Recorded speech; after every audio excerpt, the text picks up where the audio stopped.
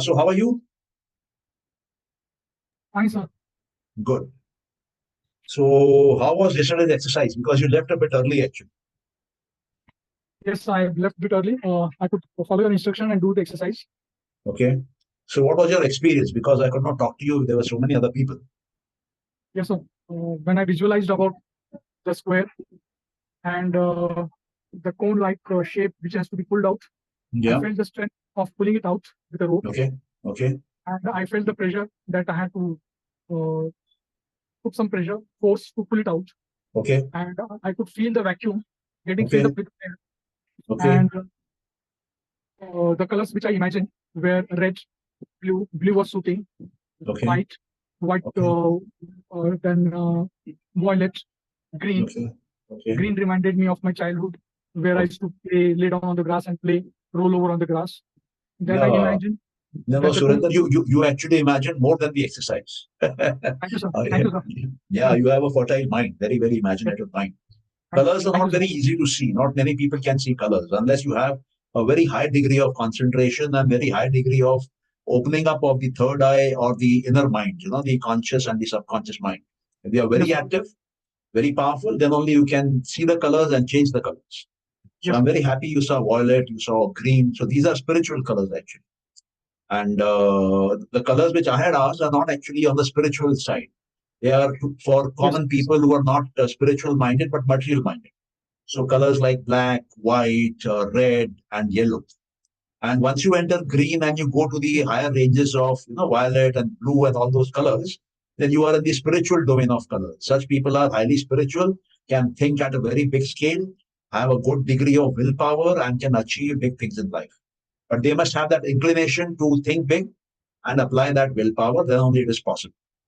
Okay, so I'm happy for thank you. you, You sir. have those abilities.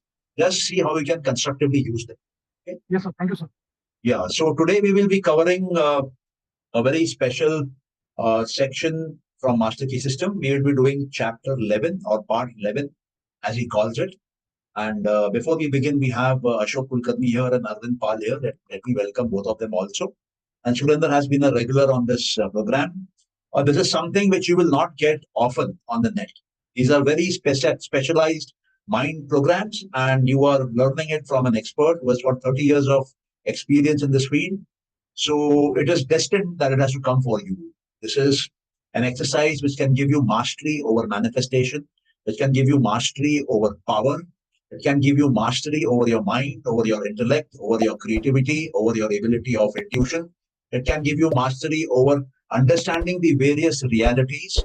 We are not in one reality, we are in multiple realities. In fact, if you go deeper and look at the creation from the perspective of Indian philosophy, ancient Indian philosophers like Kapil Muni, there are 25 viewing points of this reality. You can view this reality from the body. You can view this reality from the mind. You can view this reality from the spirit. You can view this reality from the unmanifested creation. So we can go into this some other day, but these powers open up and they only open up with practice. So what the author Charles F. Hannen is suggesting in Master Key System here is that each exercise which I am teaching you and making you practice and giving you feedback based on what you experience can completely transform your mind, completely transform your life, completely transform the power you hold within your small body. So he came up with all this in about 1910, and his work immediately got banned in the USA. It is considered to be the first serious self-improvement literature from USA. In the past, uh, you can say more than 125 years or so. So this is very powerful, very serious work. And I would like you to join me in complete seriousness. We have done 10 exercises already. Today we are on the 11th one. So I will tell you what you are supposed to do in this. And in case if you have any questions, doubts, please feel free to ask. Then we do a 15-minute exercise of this particular mental work. And then you are free to share your feedback, your experiences. Based on your experiences, using my knowledge, deep knowledge of the subject of the mind sciences, I will sort of run a diagnostic tool on your mind and tell you what exactly is happening inside there. what is the status, in which direction you are going. So each mental exercise opens up your mind for an expert to sort of see and diagnose. And then he can guide you into the inner sciences. And taking his feedback, you can start working on the mind and start molding it, tuning it, aligning it in the direction in which you want your life to move. You can align it to the purpose of your life. You can raise it to the highest level possible, highest reality possible. The ultimate state of a human being is possible. So it is a very vast field. Let me just begin with that exercise. Here he says that you have to concentrate on a quotation. This quotation is from the Bible because the author is a Christian from USA. So he is giving us a quotation from the Bible. But the quotation is important, not the source of that quotation. We have similar quotations in our religions, our philosophies also. So the quotation is, whatsoever things ye desire, when ye pray, believe that ye receive them, and ye shall have them. So what it says is, whatever things you desire, when you pray for those things, believe that you are receiving them, and you shall have them. Something similar has been said in the Guru Granth Sahib also, where it says, Jo mange Thakur apne se, sohi deve. So whatever you are asking from God in your prayer, he will give you exactly that in a way you want it. So as I was saying, this is a quotation from the Bible, but it is a very powerful thought. And we can use this principle to generate for ourselves whatever we want. Prayer is not a difficult thing. Anybody can pray. And you can pray as many times as you want in a day. And you have to pray on the object of your desire, on the thing you want. So this is not something difficult. If you want a promotion, you think about that promotion and pray. If you want to have a holiday with your children abroad in a good location, be specific about it and pray about it. It will happen. If you want to have your son to be educated in one of the top universities in USA, you think about it, pray, and your prayers will be answered. But you have to add in one fact, as if you are receiving them. You are receiving those prayers being answered to you, and you will have them to you. So first is to ask in a prayerful format from a powerful entity, and then to expect it is coming, and then to receive, and finally it will arrive. That is the complete methodology to be applied here. That is a principle which anybody can apply. So is it clear to all of you? Yes or no? Yes, sir. Yeah, what about Ashok, Arvind, Guna, and Satish? Okay, Ashok, thank you. Arvindji, what about you? Yes, sir. Good. And Guna, is this clear? It is very simple actually. Or we people in our country believe in prayers. We go to temples, we go to mosques, we go to churches, we go to many such places where prayer is done. So this is a very simple technique, especially for us, as we are used to the concept of prayer. So now, what has to be done? You have to notice that there is no limitation to your asking. I gave you examples which are limited in nature: holiday, studies for your children in USA, a particular object. You can ask for the sun, you can ask for the moon, you can ask for infinite power, you can ask for becoming the prime minister of the country, you can ask to become the CEO of your bank, you can ask to become the richest man in your state, in your country, in the world. Anything without any limit can be asked. Limits are going to come from your own mind. Limitation is in you. Limitation is not there in the power which can give you. So we have to overcome our limitations. We are not telling anybody about it. We are silently praying. So it is number one, it is limitless. Second, whatsoever things, whatsoever. So this is definite, and it implies that the inability might be in our thinking. हमारी सोच में कमी हो सकती है, देने वाले की ताकत में कमी नहीं है. सृष्टि हमको सब कुछ दे सकती है. सृष्टि का जिसने निर्माण किया है वो सब कुछ दे सकता है, क्योंकि वो अनंत है. लेकिन हमारे में लिमिटेशन है, इसलिए हम डर के मारे कम मांगते हैं. तो ये कह रहे हैं यहाँ पर कि you have to be open in your thinking. If you want to be limitless and be equal to the occasion. किसी occasion में आपको ज्यादा मांगना पड़ता है, जरूरत पड़ती है, तो मांगे. कोई इमरजेंसी आती है तो उस इमरजेंसी में आप ज्यादा मांगे. और हमेशा ये याद रखिए कि जो फेथ है, जो आस्था है, faith and Aastha is not actually a shadow. Shadow मतलब वो कोई हवाई चीज नहीं है, वो कोई इल्यूजरी चीज नहीं है, वो कोई नॉन रियल चीज नहीं है. फेथ और आस्था जो है वो एक वास्तविक चीज है, एक सब्सटेंस है, एक मटेरियल की तरह है जिसको हम देख सकते हैं, छू सकते हैं, एहसास कर सकते हैं. और जो कुछ भी हम होप करेंगे, जिस सब्सटेंस के बारे में हम होप करेंगे, वो हमारे जीवन में अवश्य आएगा. इसका आपको एविडेंस आपके आसपास जीवन में मिला होगा. आपने भी कभी ना कभी एहसास किया होगा कि कोई चीज आप बहुत मजबूरी में, कोई टाइट सिचुएशन में गहरी प्रार्थना करके मांगते हैं तो आपकी सुनवाई होती है और आपको वो दिया जाता है. तो अगले 15 मिनट आपसे मैं रिक्वेस्ट करूंगा कि जो भी चीज, चाहे जितनी भी बड़ी हो, जिसकी आपको बेहद जरूरत है, उसके बारे में आप प्रार्थना करिए. And not only do that prayer, also believe that your prayer is being heard by that power to whom you are praying, and that power is giving it to you what you have prayed for, and you are receiving it from him. So this is the simple exercise. This can do wonders in your life. So let's just try it out. Close your eyes, be in a comfortable position, and see that you are not disturbed.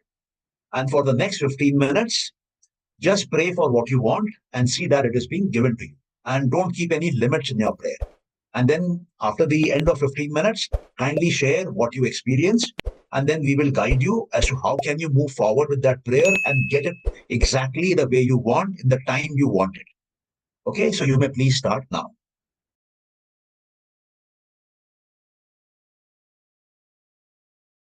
Yeah, that's all. I'm back, sir. Good, Surinder. So, what did you experience? What did you observe? What happened?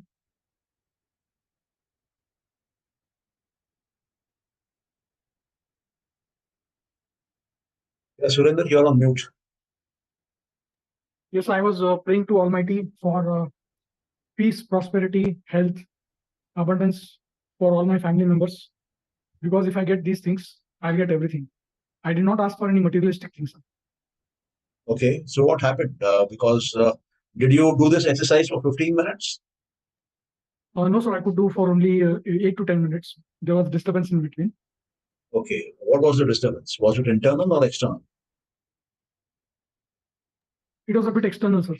Someone came and disturbed me. Okay, so you sit in the room which is not locked. It was actually locked, but since I could not lock it from inside, I had put a stopper, so the door got opened. Okay, so 8-10 minutes, what did you experience? Did you feel that peace and all that which you desired for your family was delivered to you and them? Yes, sir. Not in the sense that it has been gifted to me completely, but the message was sent across, and I could not visualize whether I'm getting those things or not. Okay, so that visualization is important. If you're not able to visualize, then it might not happen. Yes, sir. It is like a boomerang, you know, when you are sending out a boomerang, it has to come back to you. If it is not coming back to you, that means there's something wrong. Yes, It sir. is like, Communicating it is like a communication on a mobile. If I am talking to you, you are listening and you're talking back to me, then I have to listen to what you have said. Then Yes. the communication is complete, then the delivery is complete. Yes, Or sir. else it will not happen. Okay, Yes. it might take a lot of time. Yeah. So you have to remember that whatever we think brings that object of that thinking into our life. If the thinking is incomplete, the object will not completely manifest. Okay, it is like drawing a plan of a building and not getting the materials to make it. And even if you are able to get the materials, if you are not completing the building, and if you are completing the building and nobody is occupying the building, then what is the point of having a plan and having materials if it is not put to use? So the whole thing has to be completed. That is why the mental exercise, to practice doing it, then only it will happen. It will happen easily in every sphere of your life. Okay. Yes, sir. Yeah. Because in prayers also, we do not visualize that it is coming. We just pray, and that has become a habit. And nobody has thought this way of thinking that the things are being blessed to you. Yeah, so it is important to close that connection, bring that communication back to you in the form in which you want. Yes, sir. Yeah, at least in the mental level first, then the physical will start. Physical starts from the mental. Physical creation follows the mental creation. Okay. Yeah, Ashok ji, what was your experience? आपने क्या एहसास किया?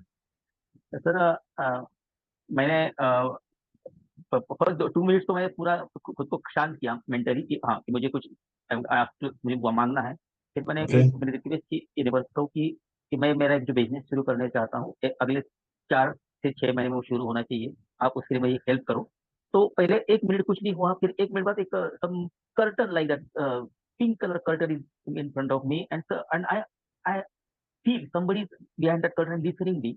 But then I'm looking, I have explained my plan, how I'm going to work, what is my plan, and how I require the funds, and how can it arise, so how he help me in that condition. So then I think more than 6 to 7 minutes listening, and then that is diffused. Then again I tried, but that is there. So total exercise is not more than 9 minutes. What happened? Okay. Okay. So that pink curtain went away, or what happened? No, seriously somebody listening me, what I'm telling, that I feel my inner sound. But after 6 to 7 minutes, that curtain is gone, and so all is diffused. But again, a black total because I'm off the lights and everything in my room. So were you thoughtless that time? No, I'm my prayer is continuous, but I think some time again that curtain will reopen in that pink shadow like this, pink like that. But nothing has happened, and then but I'm continuously doing my job up to when you stop. Yes, तब तक मैं कर रहा था वो. Okay, तो आप ये बोल रहे हैं कि आपने प्रार्थना करी और जो हाँ. आपको चाहिए पोस्ट रिटायरमेंट, उसके बारे में आपने कहा कि 4 हाँ. से 6 महीने में पूरी कर दीजिए. And there was a curtain behind which it seemed somebody was listening to you attentively. Listening. Yeah. Yeah. That feels And feeling much. yeah, and he listened to you attentively for 6 to 8 minutes. Yeah. And then the listener seemed to have disappeared. And the curtain also disappeared. So you experienced darkness. You experienced a dark room. Yeah. Okay, so were you praying with your eyes open or with your eyes closed? No, I is closed. Your eyes are closed. Yeah. So when the listener had gone and the curtain had gone, were you still praying or you stopped praying?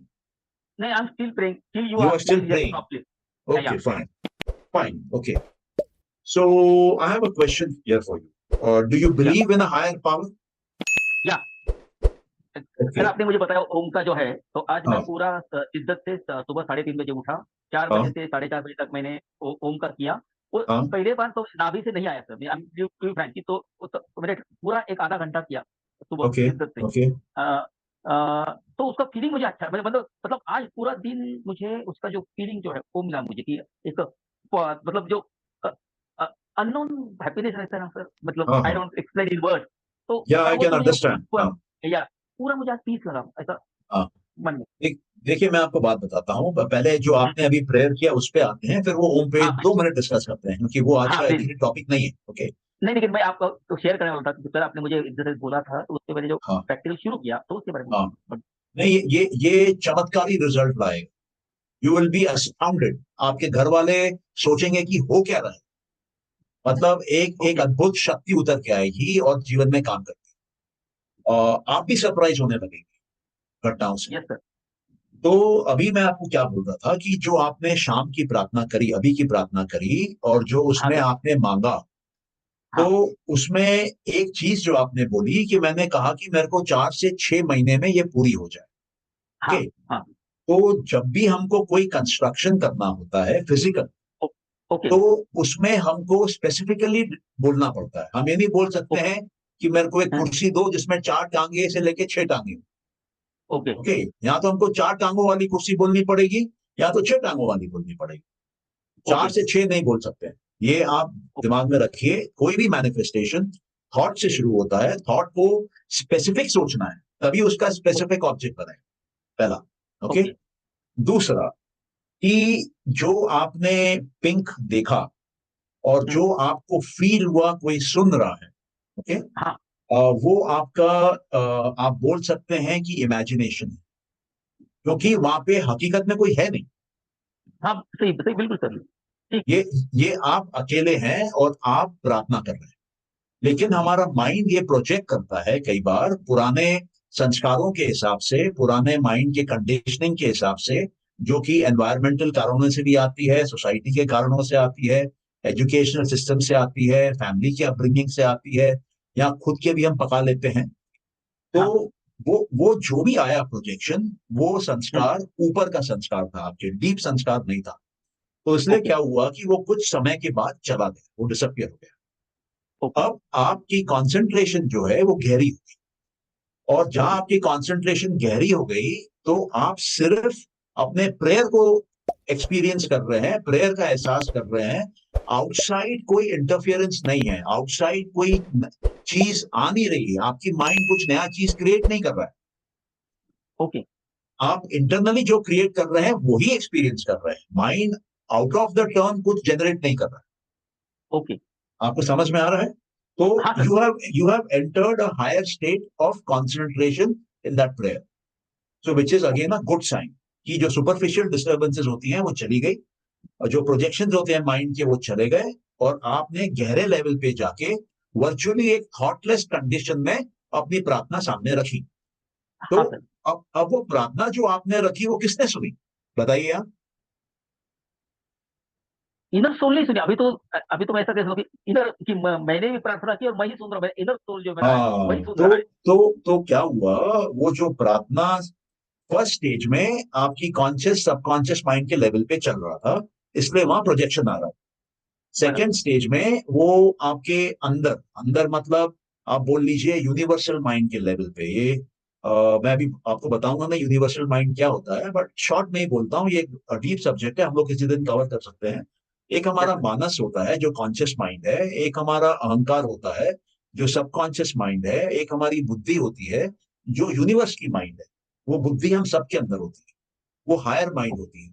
और बुद्धि इस सृष्टि की first creation होती है, universal mind. वो universal mind हमारे ब्रह्मांड को, हमारे सृष्टि को, हमारे यूनिवर्स को चलाता है, और वो हम सब पे कंट्रोल रखता है। तो आप वो डीपर माइंड में चले गए, बुद्धि वाले माइंड में, और मैनिफेस्टेशन जो है वो बुद्धि वाले माइंड से थोड़ा और अंदर जाके चालू होता है। ओके। तो संस्कृत में उसके लिए टर्म है मूल प्रकृति, जो प्रकृति को जन्म देती है वहां तक जाता है फाइनली। ओके, मूल प्रकृति। तो जिस दिन आपका प्रेयर करते करते आपका एक थर्ड स्टेज आएगा कि आप प्रेयर हम्म, कर रहे हैं, वो भी आपको सुनाई नहीं देगा, और कोई सुनने वाला भी नहीं एहसास होगा, सिर्फ शांति रहेगी। तब वो मूल प्रकृति में आप चले गए हैं, और वो जान रही है आपको क्या चाहिए, बिना आपके ओके। शब्दों का प्रयोग किए, बिना आपके माइंड का किसी भी लेवल पे प्रयोग किए, वो अपने आप इन्फर कर लेती है, इंट्यूट कर लेती है, और वो फिर आपको बना के देती है। Okay sir. आपको समझ में आया मैंने क्या बोला? हाँ हाँ सर। पर हाँ, ये डीपर स्टेज पे अभी तो कि मैं मेरे अंदर ही अंदर है, जब तक मैं वो रूट तक नहीं पहुंच चुका मूल प्रकृति तक, तब तक मुझे ये करना है कि वहां तक वो पहुंच जाए, और मैं तब तक करूं कि जब तक मैं जो बोल रहा हूँ वो मैं भी सुन नहीं रहा हूँ, और कोई लेकिन वो प्रार्थना अंदर से आ रही है और वो अंदर से कोई सुन रहा है। ओके, मैं थोड़ा सा अलग शब्दों में समझाता हूँ आपको। जब हम मानस का प्रयोग करते हैं तो हम वस्तुओं को, शब्दों को आइडेंटिफाई करते हैं, हम रीजनिंग यूज करते हैं, तर्क यूज करते हैं। और जब हम अहंकार का प्रयोग करते हैं, सबकॉन्शियस माइंड का प्रयोग करते हैं, तब हम थॉट्स का प्रयोग करते हैं, सोचते हैं। हमारे अंदर चिंतन मनन होता है, हमारे अंदर ध्यान लगता है, हमारे अंदर मानसिक तौर पे समाधि लगती है, कॉन्सेंट्रेशन के वेरियस लेवल्स एक्टिव होते हैं सबकॉन्शियस माइंड में। और जब हम और अंदर जाते हैं बुद्धि के पास, जो कि यूनिवर्सल माइंड है, वहां पे हमारे अंदर में भाव आते हैं universal love, universal brotherhood, universal oneness. तो वहां पे हमको आनंद का एहसास होता है, वहां पे हमको अच्छा लगता है। और जब हम इस बुद्धि को भी पार कर जाते हैं, तो हम हकीकत में सृष्टि के बाहर जाके ताकतों से कनेक्ट करते हैं, हम अपने ओके। स्पिरिचुअल पावर से कनेक्ट करते हैं। बुद्धि तक माइंड पावर, तो ओके। जो स्पिरिचुअल पावर में जब जाते हैं हम, तब हम अनंत की दुनिया में जाते हैं, और वहां हमको शांति का एहसास होता है। सबसे पहले मूल प्रकृति आती है, वहां हमको शांति का एहसास होता है। उस मूल प्रकृति को हम देख नहीं सकते हैं, उसको हम परसीव नहीं कर सकते हैं, वो बहुत सूक्ष्म होती है, हमारी कोई भी इंद्री उसको पकड़ नहीं सकती है।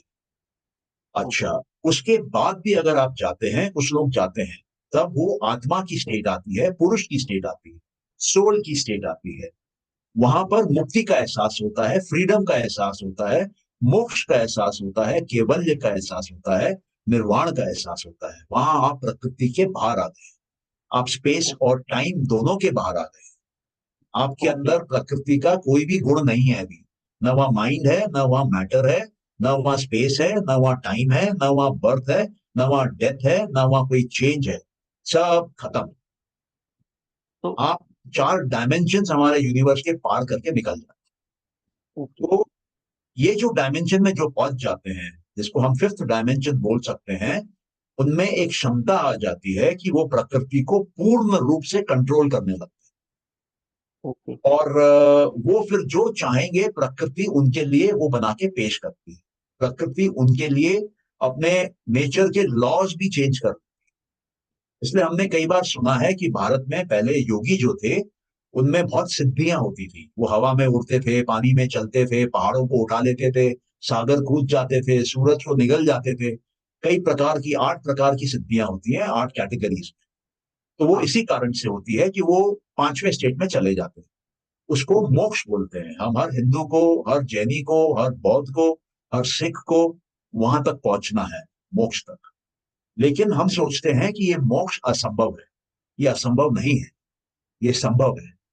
होता क्या है कि जो लोग मोक्ष तक पहुंच जाते हैं, उनको दुनिया की जरूरत नहीं होती, उनको उनका अहंकार खत्म हो जाता है, उनको डंडोरा पीटने की जरूरत नहीं पड़ती, वो शांति से निकल जाते हैं और उनको दुनिया के लिए जो भलाई करनी होती है वो करके निकल जाते हैं। वो लोग मौनी हो जाते हैं, उनका मन चित्त शांत हो जाता है, उनका मुंह शांत हो जाता है, उनका शरीर शांत हो जाता ओके सर। है। तो तो कल ये आपने जो बताया, हाँ, ये एक डीप साइंस है। ये साइंस इस देश में ही विकसित हुई है, ये साइंस विदेशी नहीं है। वो लोग की साइंस बहुत लिमिटेड है, बाहर के लेवल्स पे है। हमारी साइंस बहुत गहरी है। हमारी साइंस, ये जो माइंड की साइंस है, इस पे 10,000 15,000 सालों का रिसर्च है। कुछ लोग कहते हैं 30-40 हजार सालों का रिसर्च है। इस पे क्लियर इंडिकेशन नहीं है, हिस्टोरिकल रिकॉर्ड्स नहीं। अवेलेबल। Okay, okay sir. या तो आप ये प्रार्थना करते रहिए, आप ओके स्पेसिफिक रहिए, क्लियर कट पिक्चर देखिए, सब हो। Okay okay sir. कल आपने जो बताया था वो जो पतंजलि और ये अभी आपने वही दोहराया ना, अभी जो हम जो आप मैंने जो मैंने मैंने आपको पतंजलि का जो बैकग्राउंड थ्योरी है, योग हाँ का बैकग्राउंड थ्योरी जो है वो सांख्य है। ओके और मैंने सांख्य और आपको सांख्य का बैकग्राउंड दिया अभी। और हाँ सांख्य के नॉलेज के ऊपर योगी प्रैक्टिस करता है, अभ्यास करता है, ध्यान लगा। ओके ओके सर, ठीक है, थैंक यू। वेलकम यार। सतीश जी, आपने क्या एक्सपीरियंस किया, काइंडली बताइए। आपको काफी देर वेट कराएं।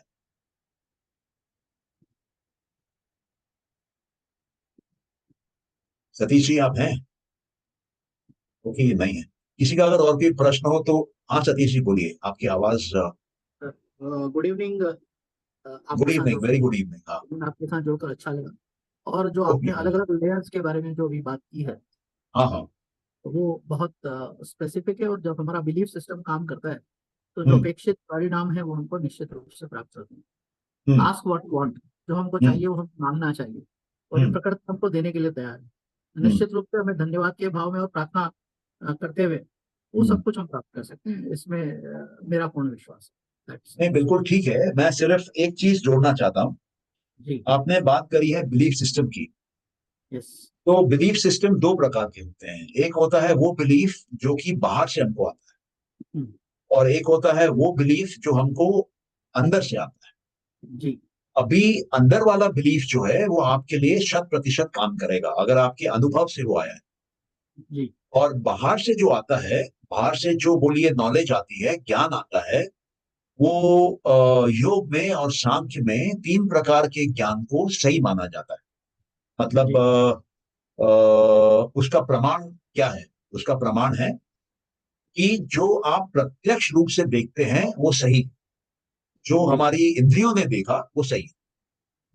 दूसरा, जो हमने अनुमान लगाया, अनुमान लगाया मतलब लॉजिकल इन्फरेंस से निकाला, तो अनुमान और लॉजिकल इन्फरेंस भी प्रत्यक्ष पे आधारित रहता है, डायरेक्ट परसेप्शन पे आधारित रहता है। अब जैसे मैंने अग्नि देखी और अग्नि के साथ मैंने धुआं देखा, और मैंने ऐसे 20 बार अग्नि देखी है और 20 बार उसके साथ धुआं देखा है। तो अगर कभी मैं सिर्फ धुआं देखूं, मान लीजिए मेरे घर से एक बिल्डिंग है करीबन 200 मीटर दूर, ऊंची बिल्डिंग है, उसमें धुआं निकल रहा था बहुत काला काला, पूरा आकाश ऊपर भरने लग गया, तो मैंने अनुमान लगाया कि वहां आग लगी थी। क्यों? क्योंकि मैंने प्रत्यक्ष रूप से 20 बार पहले देखा है कि अग्नि आग जहां लगती है वहां धुआं निकलता है। जी। ये सेकंड प्रमाण है सही ज्ञान। थर्ड प्रमाण जो सही ज्ञान का माना जाता है वो रहता है वर्बल टेस्टिमनी, उसको बोलते हैं आप्त वचन, उसको ये भी बोलते हैं अगामा। अगामा मतलब आप्त वचन, मतलब जो ऋषि मुनि, जो योगी, जो वेदों में लिखा हुआ है, या कोई उस सब्जेक्ट मैटर का एक्सपर्ट, वो अगर कोई टेस्टिमनी दे रहा है, कोई वक्तव्य दे रहा है, कोई ओपिनियन दे रहा है, तो उसको मेरे को ब्लाइंडली मानना है, without direct perception, without logical inference. क्योंकि कई बार क्या होता है कि मेरी वो क्षमताएं नहीं है कि मैं वो एक्सपीरियंस करूं जो ऋषि मुनि कर रहे हैं, या कर गए हैं, या शास्त्रों में लिख कर गए हैं, या वेदों में जो लिखा हुआ है। तो कई बार ज्ञान हमको उस लेवल से चालू करना पड़ता है कि पहले हम मान लेते हैं ये सही है, मानते मानते हमको उसका अनुमान आने लगता है, अनुमान आते आते हमको उसका प्रत्यक्ष का दर्शन होने लगता है, और जब प्रत्यक्ष का दर्शन होने लगता है तब हमारा ये वैलिडेशन हो जाता है कि ये अगामा, ये आप्तवचन, ये वर्बल टेस्टिमनी जो थी ये सही है। तो सही नॉलेज जो है वो आपको ईश्वर तक पहुंचाएगा, वो बाध्य है, क्योंकि ईश्वर सही ज्ञान। और अगर बिलीफ सिस्टम में फॉल्स नॉलेज आ गई, एक सत्य से हटकर बिलीफ आ गया, तो वो आपको आगे तो ले जाएगा, उसमें पावर है, लेकिन क्योंकि हर बिलीफ में पावर होता है तो वो आपको सही दिशा में ले जाएगा कि गलत दिशा में ले जाएगा, ये थोड़ा बोलना मुश्किल हो जाता है। दूसरा, मान लीजिए कि सही दिशा में लेकर जा रहा है तो पूर्णता ले जाएगा, एंड पॉइंट तक ले जाएगा, उसमें थोड़ा डाउट रहेगा, क्योंकि जब तक आपका उस बिलीफ में कन्विक्शन नहीं आएगा, जब तक वो कन्विक्शन नहीं आएगा, आपका उस बिलीफ में फेथ नहीं आएगा, 100% ब्लाइंड फेथ नहीं आएगा, कहीं ना कहीं संकोच होगा, कहीं ना कहीं डाउट होगा, कहीं ना कहीं हेजिटेशन होगी। और जैसे ही वो कन्विक्शन आती है, वो फेथ आता है, आपके पास ये सृष्टि अपनी अनलिमिटेड पावर खोल देगी, आपको उसका एक्सेस प्रदान करेगी, आपको साक्षात बोलिए कि प्रकृति को जो ताकत पैदा करती है, जो प्रकृति की जननी है, जिसको कि मैं मूल प्रकृति बोलता हूं, वो अपनी सारी ताकत, सारी ऊर्जा आपको दे देगी और बोलेगी इसका जो मंगता जाके बनाओ। ईश्वर जो है वो आपको संपूर्ण ज्ञान दे देगा, बोलेगा इस ज्ञान से ये ऊर्जा लो, शक्ति लो, ये एनर्जी लो, ये पावर लो जो इन्फानाइट है, और मेरा नॉलेज भी इन्फानाइट है, तुमको जो मंगता जाके बनाओ। और क्योंकि आपकी आत्मा, आपका पुरुष, आपका सोल भी इन्फानाइट जर्नी पे है, तो वो आपको बोलेंगे तीनों मिलके कि ये इन्फानाइट एनर्जी, ये इन्फानाइट नॉलेज आपके साथ इन्फानाइट टाइम के लिए, आपको जितना समय मांगता है इसका प्रयोग करिए। तो ये कैसे हो गया? एग्जाम्पल के तौर पे समझिए कि एक कुम्हार है, उसके पास ज्ञान है मटका बनाने का और कई प्रकार के मटके बनाने के, कई प्रकार के वस्तु बनाने के, लेकिन जब तक उसके पास माटी नहीं है वो मटका बन नहीं सकता। तो हम ये मानते हैं योग में कि ईश्वर वो परम ज्ञानी है जो सारे मटके बना सकता है, जो सारी सृष्टि बना सकता है, लेकिन उसको वो पावर चाहिए, वो एनर्जी चाहिए, वो मैटर चाहिए जिससे कि वो निर्माण करे। तो वो पावर, वो एनर्जी, वो मैटर जो कि अति सूक्ष्म है, वो मूल प्रकृति में है, वो इन्फानाइट मैटर है और इन्फानाइट टाइम के लिए है। ईश्वर का नॉलेज भी इन्फानाइट टाइम के लिए है। अब इसको देखेगा कौन?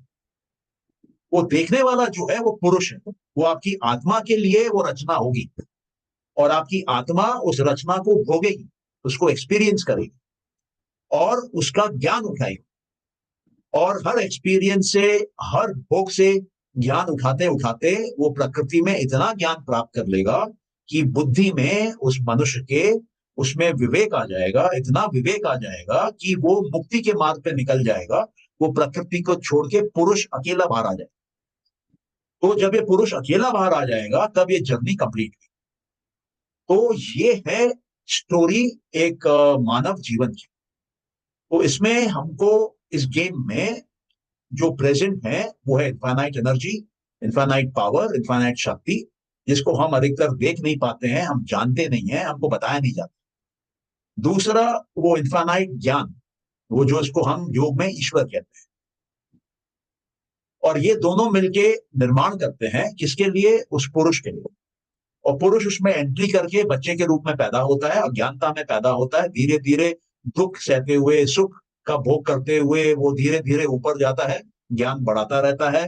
पहले उसका मानस एक्टिव होता है, फिर उसका अहंकार भी चालू हो जाता है, फिर उसको बुद्धि का भी एहसास होने लगता है, बुद्धि का भी प्रयोग करने लगता है।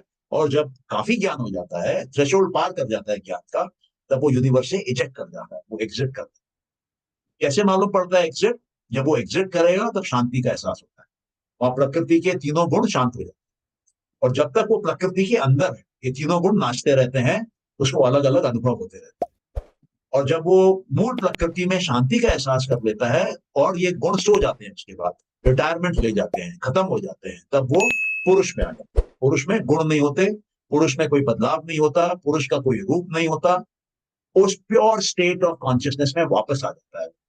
जैसे मान लीजिए एक आदमी ने स्विमिंग पूल में डुबकी मारी और 80 साल स्विमिंग पूल में तैरता रहा, और उसके बाद स्विमिंग पूल से ज्ञान हासिल करके बाहर कैसे निकलना है निकला। यह है पुरुष की कहानी। और ये जो मूल प्रकृति है वो ईश्वर की मदद से वो स्विमिंग पूल बना देती है और पुरुष को उसमें फंसाए रखती है। और जब उसको समझ में आता है कि पुरुष ज्ञान दे चुका है, तब पुरुष के बाहर निकलने का वो प्रबंध करती है, उसको मोक्ष की तरफ ले जाती है और उसकी विदाई करके। तो आप जैसे जैसे अपने माइंड को समझेंगे, इस साइंस को समझेंगे, आपके जीवन में चमत्कार पे चमत्कार होने लगे। ये हमारे देश का ज्ञान है, हमारे पूर्वजों का ज्ञान है, हमारे लिए ये ज्ञान है, ये कोई बाहर का ज्ञान नहीं है। और भारत के हर दर्शन शास्त्र में आपको ये ज्ञान मिलेगा, चाहे वो वेदांत हो, चाहे वो योग हो, चाहे वो सांख्य हो, चाहे वो मीमांसा हो, चाहे वो न्याय हो, चाहे वो वैशेषिका हो, चाहे वो चार्वाक हो, चाहे वो जैन हो, जैनिज्म का दर्शन हो, चाहे वो बौद्ध दर्शन हो, चाहे वो सिख दर्शन हो, सब शास्त्रों में ये पूरा प्रोटोकॉल, ये पूरा मेथड दिया हुआ। तो ये कोई नई बात नहीं है। और ये ग्रंथ जो हैं ये हजारों साल पहले लिखे हुए हैं, और वो भी हजारों हजारों साल पुराने ज्ञान के आधार पर लिखे हुए हैं। ये ऐसे नहीं है कि किसी ने एक दिन बैठ के बना दी। वही मैं से कह रहा था कल कि वेस्ट में क्या होता है ना, साइकोलॉजी, हर साइकोलॉजिस्ट अपने हिसाब से देता है और दूसरे साइकोलॉजिस्ट को काउंटर करता है। हमारे यहाँ ऐसा नहीं है। हमारे यहाँ गुरु शिष्य परंपरा में आई है, तो गुरु के शिष्य ने उसको बढ़ाया है, उसके शिष्य ने उसको बढ़ाया है, उसके शिष्य ने उसको बढ़ाया है। आपस में बैठ के उन्होंने तर्क किया है, अलग अलग बिलीफ सिस्टम वालों ने, अलग अलग दर्शन शास्त्र वालों ने, और हर एक ने अपने अपने सिस्टम को फाइन ट्यून किया है, एक्सपैंड किया है, उसकी मल्टीपल कैटेगरीज निकाली है। ये बहुत बहुत बहुत गहरी साइंस, कल्पना के बाहर की गहरी साइंस, और ये मानव जीवन को कंप्लीटली बदल सकती है। एक नया सिविलाइजेशन हम खड़ा कर सकते हैं। तो यही है, और आज यही एंड करते हैं, और यही आशा करते हैं कि आप कल इस सेशन में जुड़ पाते हैं। हम लोग एक और एक्सरसाइज करते हैं और इस माइंड की जर्नी में अंदर एक्सप्लोर करते हैं और देखते हैं कि क्या क्या नया दिखता है। ओके, आप सबका बहुत बहुत धन्यवाद। और